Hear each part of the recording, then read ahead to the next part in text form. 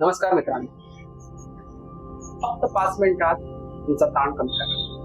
हो, बरोबर आहे की कोणत्याही औषधाविना फक्त 5 मिनिटाचा सराव तुम्हाला तुमचा ताण कमी करण्यास मदत करतो. तर आपण आज बघणार आहोत या ताणाला कसं कमी करता येईल. तर ताण म्हणजे काय आणि त्याने शरीरात काय परिणाम होतात. तर पहिलं म्हणजे तुमच्या छातीचे ठोके वाढतात, तुम्हाला बेचैनी फील होते, तुमचा बीपी वाढते, रक्तदाब वाढतो, तुमचा मेंदू कॉर्टिसॉल रिलीज करतो, त्यामुळे तुम्हाला झोपही येते.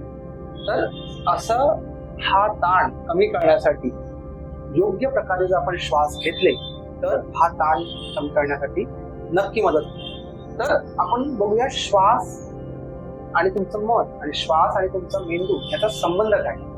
तर श्वास आणि मन ह्याचा खूप जवळचा संबंध आहे. तुम्ही कधी बघितलं असेल, तुम्ही कधी बेचैन असलात, तणावात असलात, घाबरलेले असतात, तेव्हा तुमचा श्वास वाढतो. याचा अर्थ काय, तुमचं मन जेव्हा अनस्टेबल असतं आणि बेचैनी असते त्यावेळेस त्याचा श्वासावर परिणाम होतो. तसंच श्वास जर तुम्ही जाणीवपूर्वक घेतले, सावकाश घेतले, तर त्याचा मनावरही चांगला आणि डायरेक्ट परिणाम होतो. आणि मेंदूच्या बाबतीत म्हणाल तर ऑटोनॉमस नर्व सिस्टीम जी आहे त्याला पॅरासिम्पॅथेटिक नर्व सिस्टीम म्हणतात. तर पॅरासिम्पॅथेटिक नर्व सिस्टीमवर श्वासाचा डायरेक्ट परिणाम होतो आणि त्यामुळे तुमच्या मेंदूला कळतं की आपण आता सेफ आहोत आणि मग मेंदू आपल्याला शांत करायला आणि हे जे सिम्पटम दिसतात वरचे ताणाचे ते कमी करण्यास मदत होते. असा हा श्वास आणि मेंदू, श्वास आणि मनाचा संबंध आहे. तर कोणता उपाय आहे जेणेकरून तुमचा हा ताण कमी करता येईल. तर सिंपल उदरीय श्वसन, ॲब्डोमिनल ब्रीथिंग. ते कसं करायचं बघा. फक्त तुम्ही तुमचा डावा किंवा उजवा हात आपल्या पोटावर ठेवा आणि जाणीवपूर्वक पोटाने श्वास घ्यायचा प्रयत्न करा. तो श्वास कसा घ्याल, तर श्वास घेताना तो खोल घ्यायचा, पूर्ण घ्यायचा आणि श्वास सोडताना तो सावकाश सोडायचा. एकदा बघा. मी श्वास घेतला, पोट पुढे, पोट पूर्णपणे फुगलेलं, श्वास सोडला, पूर्ण आणि सावकाश उच्छ्वास, दीर्घ उच्छ्वास,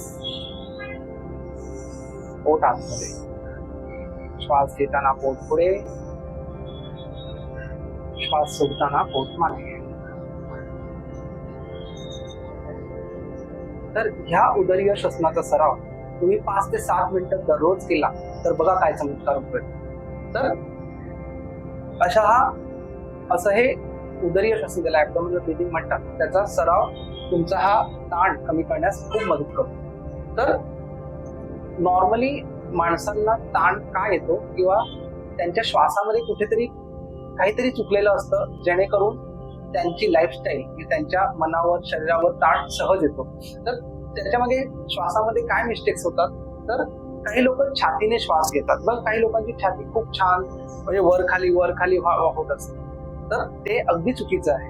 दुसरं म्हणजे काही वेळेस प्राणायाम करताना वगैरे तुम्ही जबरदस्ती श्वास घेत असता आणि सोडत असता, त्याचा शरीरावर अननेसेसरी ताण होतो. काही वेळेस तुम्ही श्वास रोखूनही धरता, त्याचाही शरीरावर विपरीत परिणाम होतो. आणि काही वेळेस तुम्ही रॅपिड ब्रीथिंग म्हणजे वेगाने श्वासोच्छ्वास करता, त्याच्यानेही तुमच्या शरीराचं आणि मनाचं स्वास्थ्य बिघडतं. तर ह्या ज्या कॉमन मिस्टेक तुम्ही टाळल्या आणि हे ॲब्डोमिनल ब्रीथिंग केलं तर तुम्हाला त्याचे खूप छान रिझल्ट मिळतात.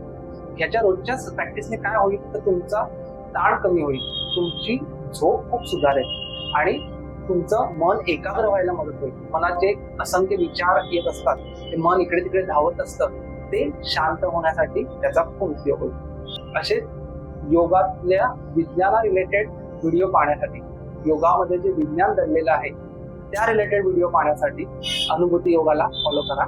धन्यवाद.